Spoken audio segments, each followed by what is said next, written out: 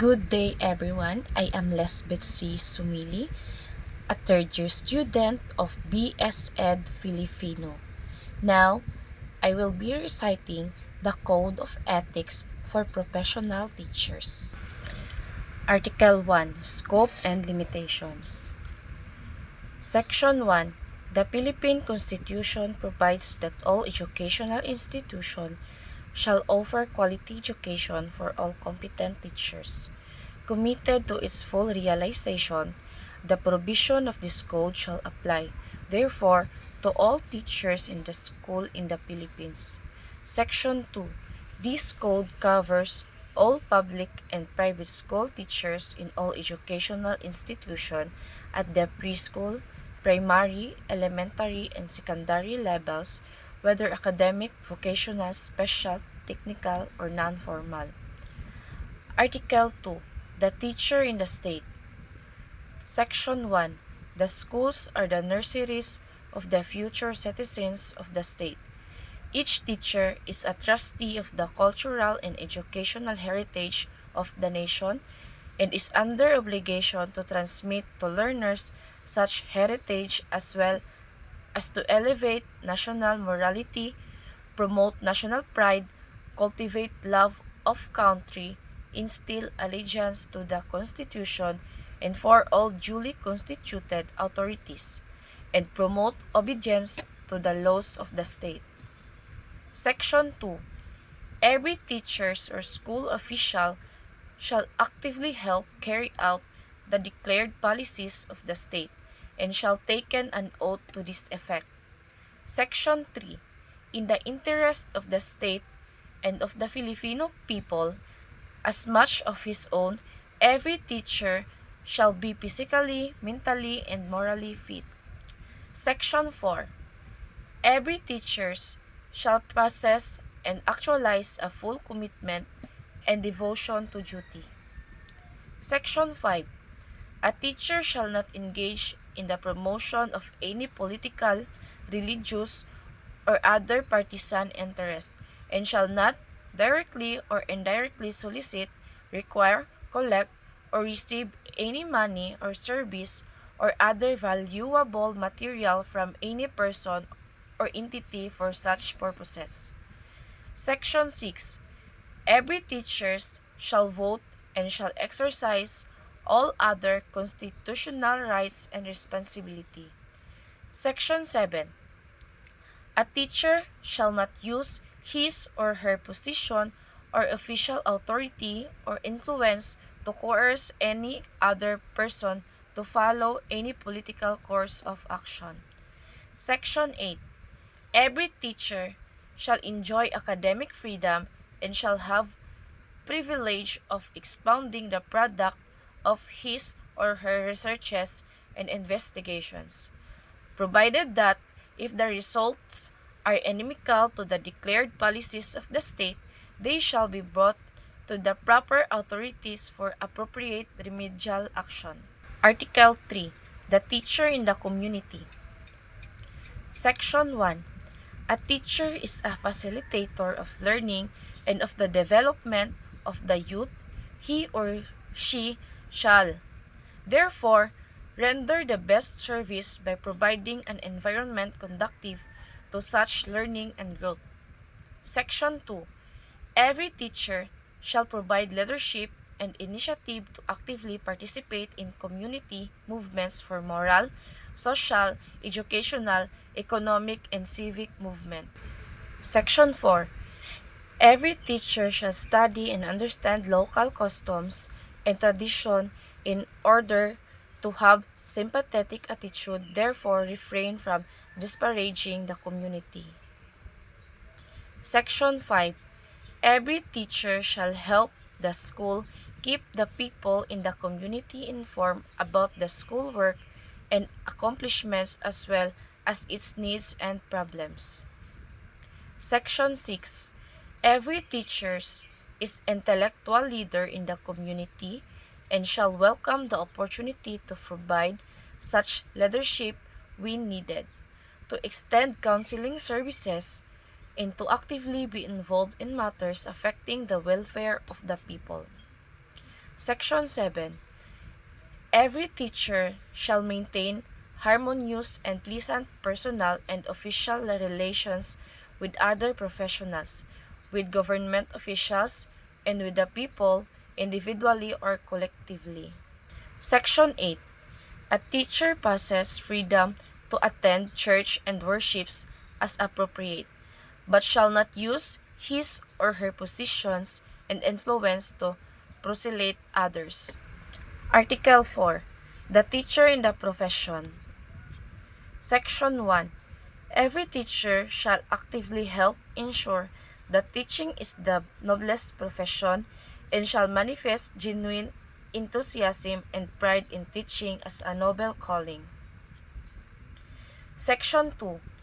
Every teacher shall uphold the highest possible standards of quality education, shall make the best preparation for the career of teaching, and shall be at his best at all times in the practice of his or her profession. Section 3.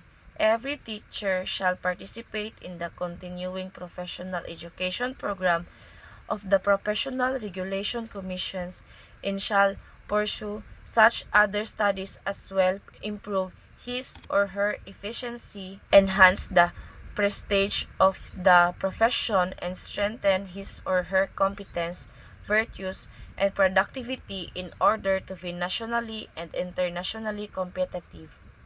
Section 4.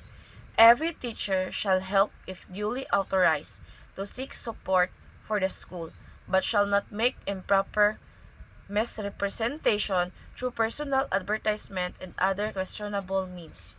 Section 5. Every teacher shall use the teacher profession in a manner that makes it a dignified means for earning a decent living. Article 5. The teacher in the teaching community. Section 1. Teacher shall at all times be imbued with the spirit of professional loyalty, mutual confidence, and faith in one another, self-sacrifice for the common good, and full cooperation with the collegius. Section 2.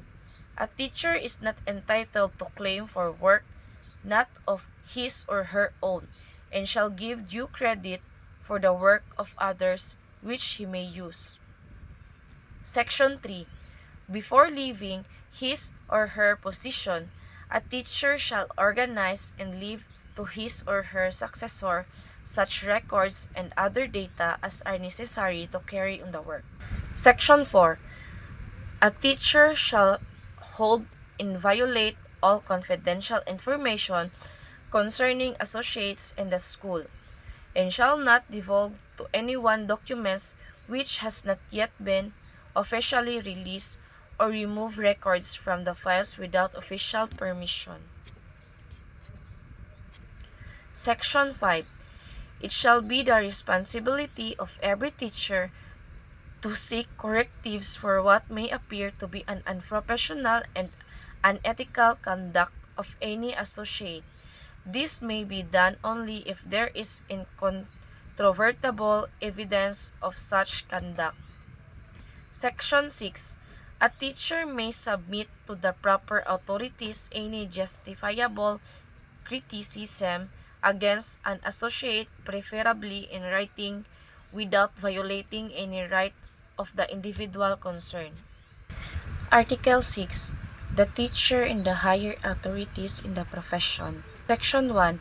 A teacher shall make it his or her duty to make an honest effort to understand and support the legitimate policies of the school and the administration. Section 2. A teacher shall not make any false accusations or charges against superiors. However, if there are valid charges, present such under oath to competent authority. Section 3. A teacher shall transact all official business through channels except when special conditions warrant a different procedure. Section 4. A teacher has right to seek redress against injustice to the administration and shall raise grievances within acceptable democratic processes. Section 5.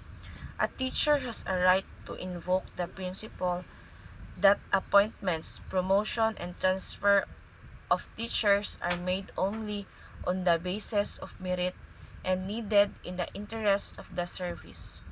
Section 6. A teacher who accepts a position assumes a contractual obligation to live up to his contract in full knowledge of employment terms and conditions. Article 7. School officials, teachers, and other personnel. Section 1. School officials shall at all times show professional courtesy, helpfulness, and sympathy towards teacher and other personnel. Section 2. Everyone shall consider cooperative responsibility to formulate policies or introduce important changes in the system at all levels. Section 3. School officials shall encourage and attend to the professional growth of all teachers and participate in conference and training programs. Section 4. No school officials shall dismiss or recommend for dismissal a teacher or other subordinates except for cause. Section 5. School authorities concerned shall ensure that public school teachers are employed in accordance with pertinent civil service rules, and private school teachers are issued contracts specifying the term and conditions of their works. Article 8. The teacher and the learners. Section 1.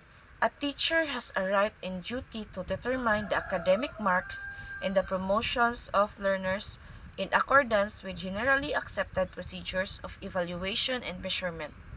Section 2. A teacher shall recognize that the interest and welfare of learners are of first and foremost concern, and shall handle each learner justly and impartially. Section 3. Under no circumstances shall a teacher be prejudiced or discriminate against learner. Section 4. A teacher shall not accept favors or gifts from learners, their parents, or other in their behalf in exchange for requested concessions, especially if underserved. Section 5. A teacher shall not accept directly or indirectly any remuneration from tutorials other what is authorized for such service. Section 6. A teacher shall base the evaluation of the learner's work only in merit and quality of academic performances. Section 7. When mutual attraction and subsequent love develop, the teacher shall exercise utmost professional discretion to avoid scandal, gossip, and preferential treatment of the learner. Section 8. A teacher shall not inflict corporal punishment on offending learners nor make deductions from their scholastic ratings as punishment for acts which are clearly not manifestations of poor scholarships. Section 9. A teacher shall ensure that conditions to the maximum development of learners are adequate and shall extend needed assistance in preventing or solving learners' problems and difficulties. Article 9. The teacher and the parents. Section 1. A teacher shall establish and maintain cordial, hospitality, warm, friendly relationships with parents and shall conduct him or herself to merit their confidence and respect. Section 2. A teacher shall inform parents through proper authorities of the progress or deficiencies of learners under him or her, seeking parents' cooperation for the proper guidance and improvement of learners. Section 3. A teacher shall hear parents' complaints with sympathy and understanding and shall encourage unfair criticism. Article 10. The teacher and business. Section 1. A teacher has a right to engage directly or indirectly in legitimate income generation, provided that it does not relate to or adversely affect his work. Section 2. A teacher shall maintain a good reputation with respect to financial matters, such as in the settlement of his or her just debts, loans, and other financial affairs. Section 3.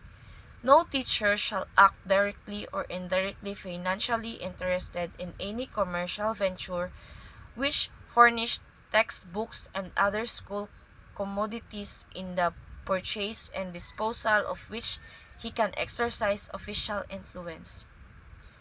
Article 11. The teacher as a person. Section 1.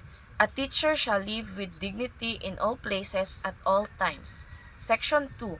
A teacher shall place premium upon self-respect and self-discipline as the principle of personal behavior in all relationship with others in all situations. Section 3. A teacher shall maintain at all times dignified personality which could have served a model worthy of emulation by learners, peers, and others. Section 4. A teacher shall always recognize the Almighty God or being as guide of his own destiny and of the destinies of men and nations. Article 12. Disciplinary actions. Section 1.